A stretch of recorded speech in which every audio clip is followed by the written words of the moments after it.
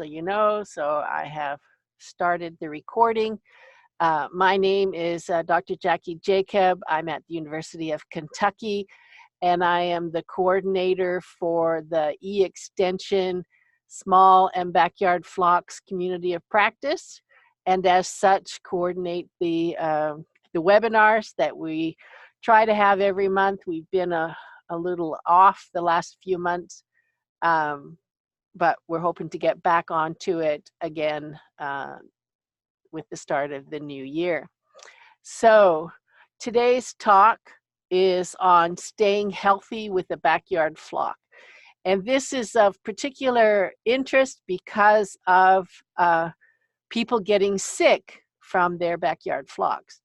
So let's see if we can get this to work. Okay, so the main problem is Salmonella.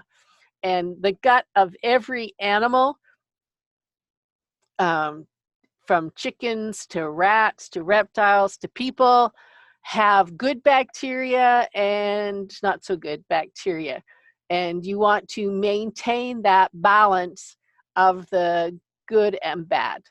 And one of the bacteria that you can find in there is Salmonella. And with the increase in backyard poultry, there has been also an increase in the incidence of human Salmonellosis cases. The birds appear fine. There's nothing wrong with them. They just carry and excrete the Salmonella that can make people sick. And although it's typically considered a foodborne pathogen, any contamination from Salmonella can have the potential to make you sick. So if we look back at when they first started reporting outbreaks, I see it says 2 and there's 3 of them. When they first started reporting outbreaks associated with backyard poultry, was in 2012, which is about the time that backyard poultry flocks were starting to become popular. They weren't widespread, but it was becoming popular. So in 2012, there were 3 outbreaks. So different strains of Salmonella, and all of them were traced back to backyard flocks. Some were traced to specific hatcheries, but they all had something to do with backyard flocks.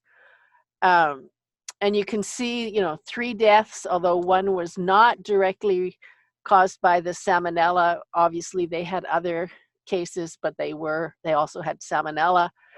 And, it went from 46 people to 93 people to 195 people in each of the subsequent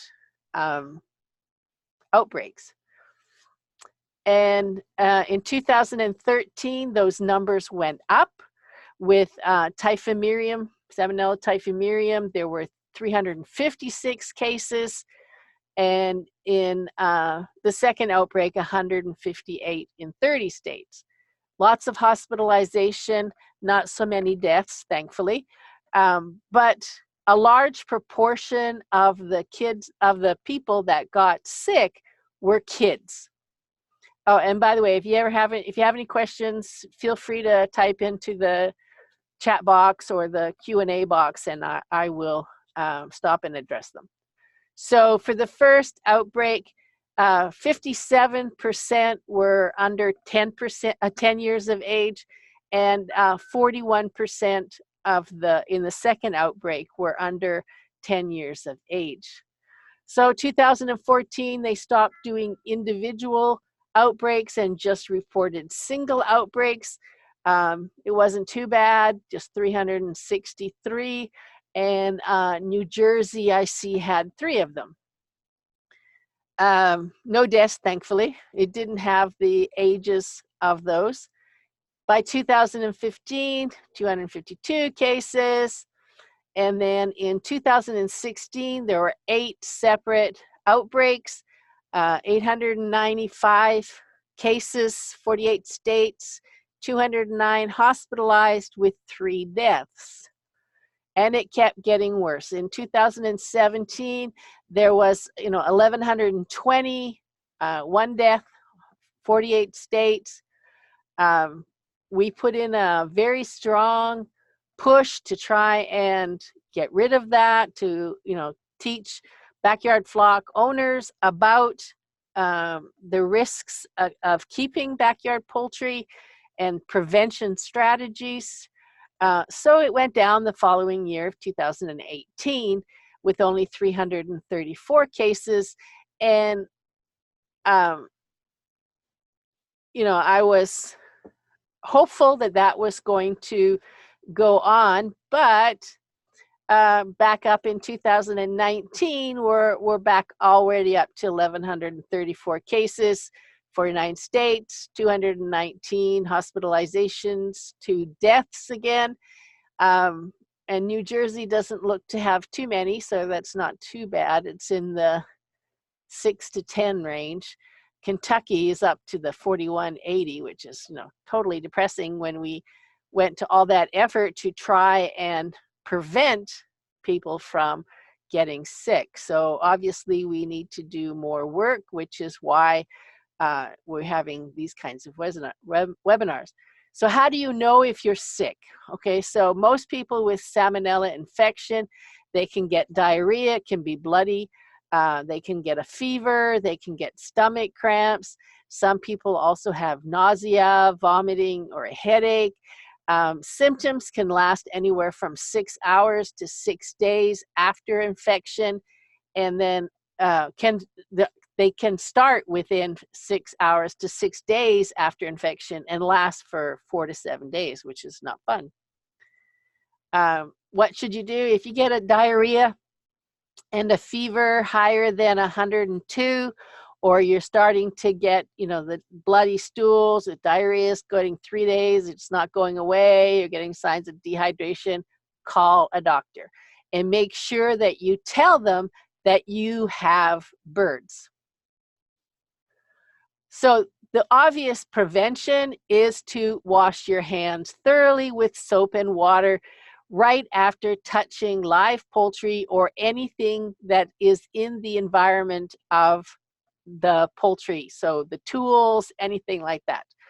And of course, help the children to make sure that they do it right. So, it's a good rule. You should always wash your hands thoroughly with soap and water after handling poultry, after handling poultry food and water dishes or other equipment, after cleaning poultry coops or other enclosures, such, things like perches or equipment, after being in areas near poultry, even if you didn't touch the birds, and before you eat, drink, or smoke afterwards.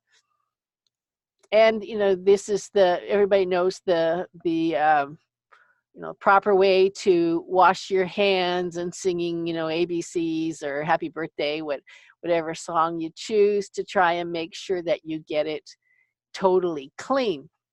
Now, if you don't have you want to do something, have a cigarette or whatever, and you don't want to go into the house to wash, you can use hand sanitizer if the soap and water is not readily available. It's not a good substitution, but it can help. Make sure that it's an alcohol-based hand sanitizer that contains at least 60% alcohol. Some people like to put it right next to the poultry facility so that they can use it.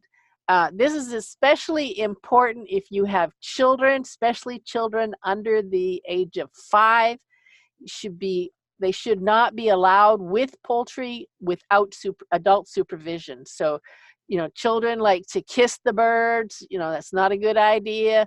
And then they can touch things and suck their thumbs. So it's always important, anyone under the age of 5, that you supervise them when they are handling the birds. As I say, children under the age of 5 are more likely to get sick because their immune systems are not as developed. So don't give live baby chicks and ducklings to children as gifts or Easter presents. We still have that problem. We still have it with rabbits as well. Because their immune systems, as I said, are still developing, and they're more likely to, stick their thumbs in their mouth. And it's not just Salmonella, it could be Campylobacter, it could be E. coli. So make sure that children and anyone who is visiting the poultry house follows these rules so that, so nobody gets sick. The other thing is, chickens should not be brought into the house. And, chickens are livestock, but you get people, I mean, this one here, that even looks like a totally depressed, sick chicken, and it's in the kitchen while she's cooking. Total risk right here. Having baby chicks in the kitchen, not a good idea. And this one was like totally surprised me. They have baby chicks running around while they are cooking. I don't know why you'd want to do that, but some people do. You can actually buy diapers for chickens. I know people who bring their chickens in. They even sleep with them because they're their soulmates, and they're part of the family, and so they use the diapers, because chickens will poop anywhere. I've seen people carrying them around in their purses to go to grocery stores.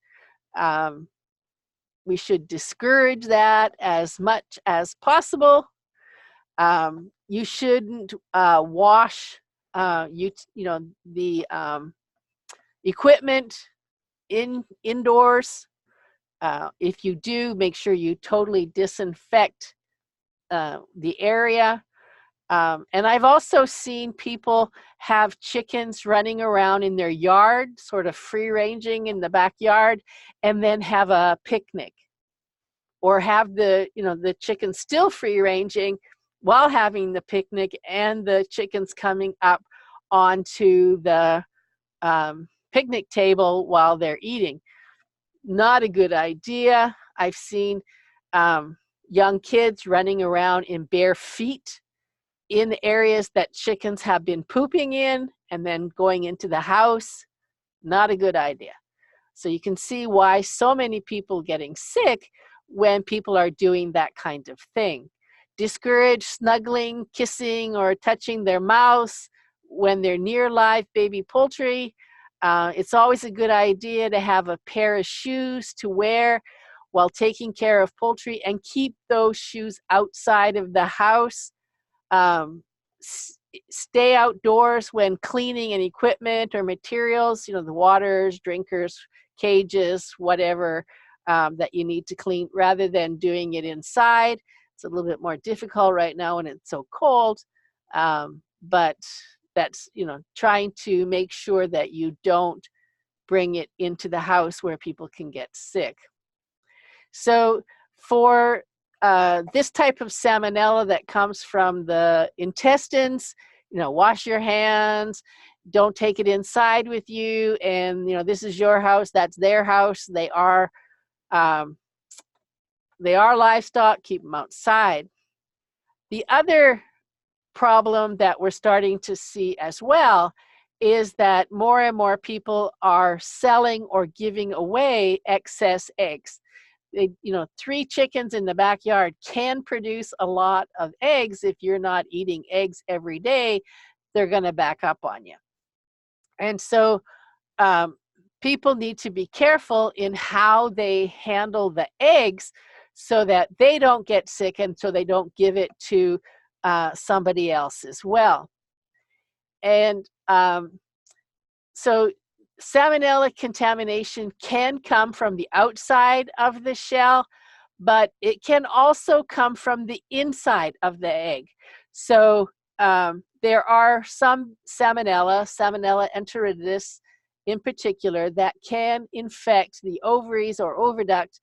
And when the egg is laid, the egg already contained the Salmonella. We used to think of an egg as being basically sterile when it's laid, and for many years it was, until Salmonella enteritidis figured out how to colonize the reproductive tract of laying hens. And so we do get some eggs that are contaminated. So this is the reproductive tract of a chicken. So you have your ovaries. You could have some of the contamination occurring here. There is a lot of debate over, which one, does it come from the oviduct, the ovaries, or whatever. So it, ovulates, gets picked up from the infundibulum, gets the albumin, and then the shell membranes, the shell, and out it comes. Now, the egg travels down the reproductive tract, small end first, and then when it gets to the vagina is basically a muscle, and it everts, and so the egg flips over, and it's laid large end first. And by doing that, it bypasses the cloaca where all the fecal material is. So anatomically, it's made so that you don't get fecal contamination when the egg is laid. But if you have a dirty nest box, or they're not using the nest box, or you leave it and another chicken comes in and poops on it, then you can get fecal contamination on the outside. And research has shown that even what appear to be clean, unwashed eggs do have a high amount of bacteria on them, which with proper washing can be reduced to next to nothing. Washing dirty eggs brings it down to the level of clean, unwashed eggs, but never does really make it perfectly safe. So that's always an issue. And you can see here that this is the digestive tract and the reproductive tract, and they basically come out the same way, but by everting it, it doesn't come in contact. But when they are infected with Salmonella enteritidis, you cannot tell that the bird is sick. So, is the bird on the left sick, or is the bird on the right sick? You don't know. In commercial operations, they do environmental swabs to see if the the bacteria is being excreted, but it's not really a good measure. What they do is if it tests positive, then they have to test the eggs. Otherwise, all eggs go for egg breakage, where they are pasteurized rather than sold raw. So the chicken looks fine, but it could have it. So the main thing is washing eggs properly. You should do it before you refrigerate. Make sure you use potable water, of course. Soaking of eggs should not be done. If the eggs are so dirty that you have to soak them, then they shouldn't be washed. They should just be thrown out. The wash water temperature needs to be higher than the temperature of the egg, usually like 15 degrees higher than the temperature of the egg. The idea being that if it's warmer, the contents of the egg expand and bacteria doesn't get in, whereas if it's colder, then the contents contract and the bacteria get sucked in. You can put a disinfectant and dip the washed eggs into the disinfectant before you put them out to dry. We recommend washing with running water, so under a tap with the water running continuously rather than soaking, and then wait till they're dry before you put them in the egg cartons, or you're going to get mold starting to develop. So FDA requires that eggs be refrigerated as soon as possible. As I said, washing first. The law states that they have to be stored at 45 degrees Fahrenheit or lower, and a relative humidity of 70%. Most people don't pay attention to that. They just pay attention to the temperature, and keep them refrigerated until used. And a cold egg at room temperature can sweat. So sometimes they'll take them out and let them warm up before they actually use them. And I get a lot of questions sometimes about, well, Europe doesn't require them to refrigerate the eggs, but they have a different standard. They feel that if you don't wash it right, you're going to make it worse, so don't wash it at all. Whereas the US policy is you will wash them right. So Europe, they have a no contamination policy at all, so you can't have any dirty eggs of any kind, can't be washed. And most of the time, the grocery stores are actually colder than our temperatures here. And their lifestyle in Europe is more, buy in small quantities, cook it up and use it. Whereas Americans tend to buy, in bulk almost, and the eggs tend to sit around longer. So, refrigeration really is appropriate. And in Europe, they also do recommend once you've purchased them that you do refrigerate them. So if you have no rooster and you don't need a rooster for hens to lay eggs, then you're going to have only infertile eggs. So I get, some people who say, I don't like to eat eggs because I'm eating potential life. No, you're not. If the commercial eggs come from hens with no roosters, and so they can't become chicks. And you can see the little white dot, which has only the material of the female, and then the fertile egg, which has a small embryo in it. So I showed you the reproductive tract a while back here, and excuse me. The egg the yolk is released from here, goes into the infundibulum, stays there for 15 minutes, and that's where fertilization occurs. So by the time the egg is laid, that is, 24 to 26 hours. So by the time the egg is laid, it has a 26-hour-old embryo in it, which is why you get a bigger white spot with a little bit clear inside, sort of like a really miniature donut. You would need a microscope to see the embryo, but it is there.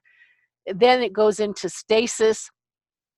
So you get no embryo development unless the correct conditions are provided. Something very unique of birds, it's called physiological zero. But if you have a rooster and you're getting fertile eggs and you don't collect them enough, then you can get more embryo development starting, and then really put off people with the eggs. If you have an egg in the refrigerator or even in the barn and you pick it up and it's extremely light, carefully throw it out because chances are it's rotten and it will explode if even the tiniest bit broken. So a fresh egg has lots of thick albumin. Then there's the thin albumin, and as it gets older, the thick albumin breaks down, so you get more thin albumin and less thick albumin. So it's a larger air cell. Sometimes you get blood spots in eggs. They are they're unappealing, but they are safe to eat if you want to. If you don't like the blood, you can always take it out. Sometimes it's just a little extra protein.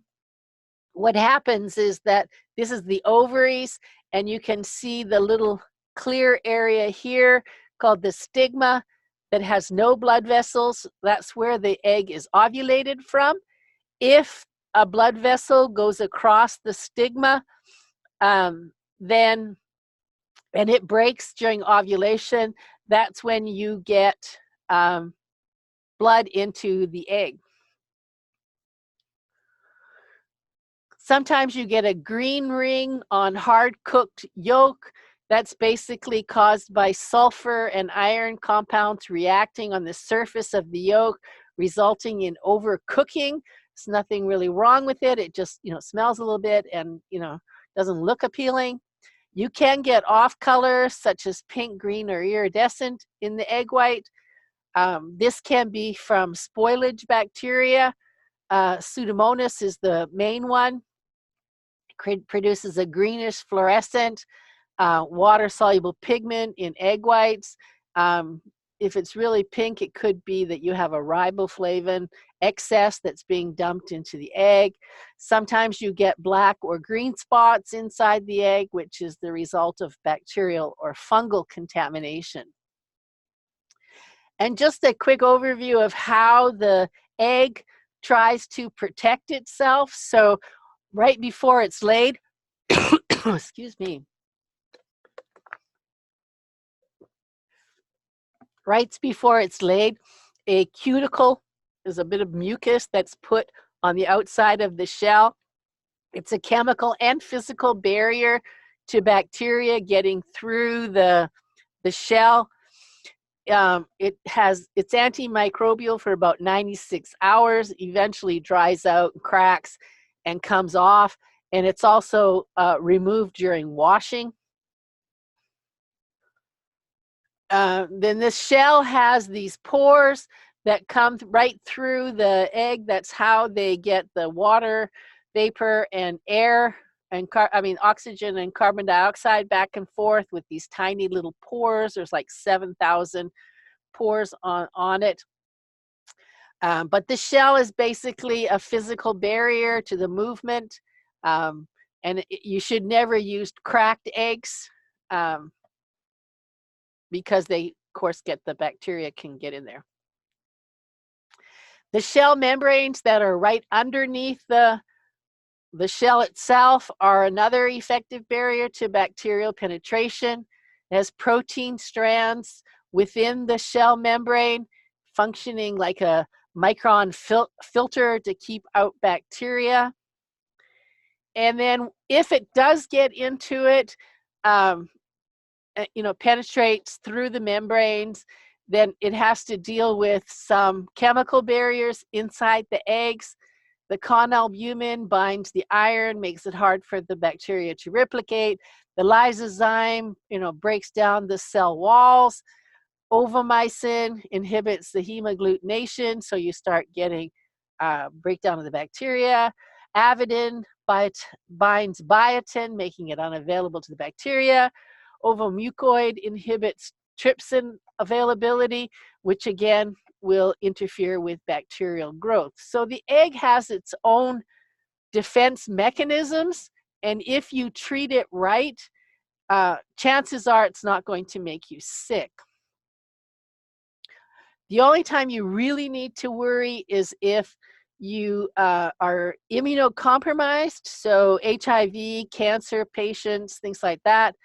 And the very young and the very old. So they don't recommend, feeding raw eggs to kids, or undercooked eggs, in nursing homes and things like that. Some of them will use pasteurized eggs, which will help to, reduce the bacterial counts if they want to have it undercooked.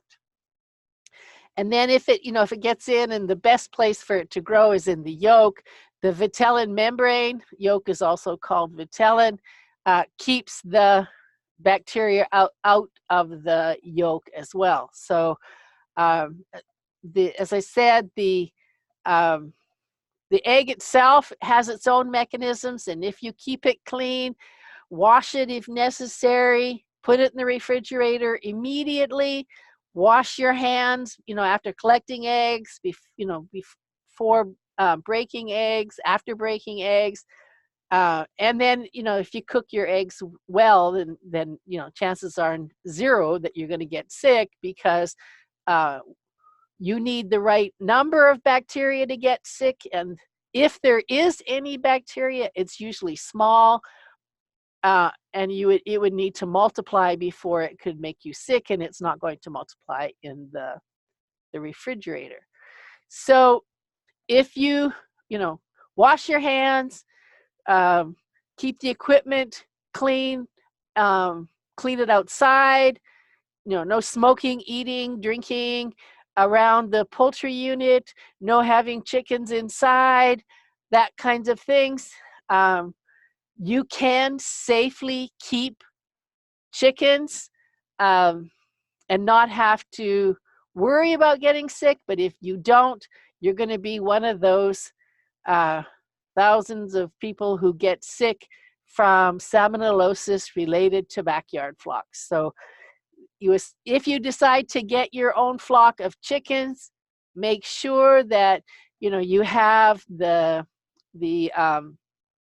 antiseptic hand sanitizer out by the barn, so that and keep it full, so that you can keep yourself safe, and anyone who visits your farm can also be kept safe. I'll open it up to any questions if you want to type in a question. If you have anything later, you can always email me. We do have an Ask an Expert feature on the website, the poultryextension.org, which is the e-extension website, but it has to be routed through their system to get to a poultry person, and I'm the poultry person, so it's often faster to just email me directly on any subject whatsoever. We have several articles up there. We have the recordings from past webinars. This one will be up there shortly. I have a blog that I need to get caught up with. We have a Facebook page. I don't know if you have used it or not. It's associated with the e-extension. It is where we, advertise upcoming webinars, when recordings are available, any news outbreaks, like the Newcastle situation in California, which continues to be a problem. Anything that's, newsworthy, I try to include it. So we finished up a little early because it's just you and me. So did you have any questions, April?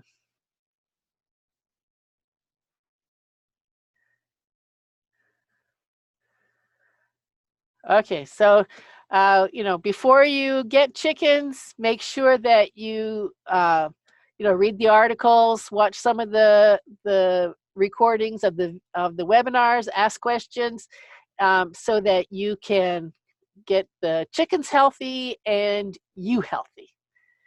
So thank you very much for joining me, so that I'm not the only one talking to myself. I really appreciate that. Stay warm in New Jersey. And the next webinar is February something, and it is on performing a necropsy. So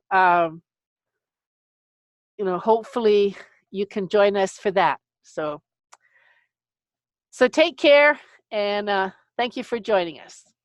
Let me shut this down. Whoops.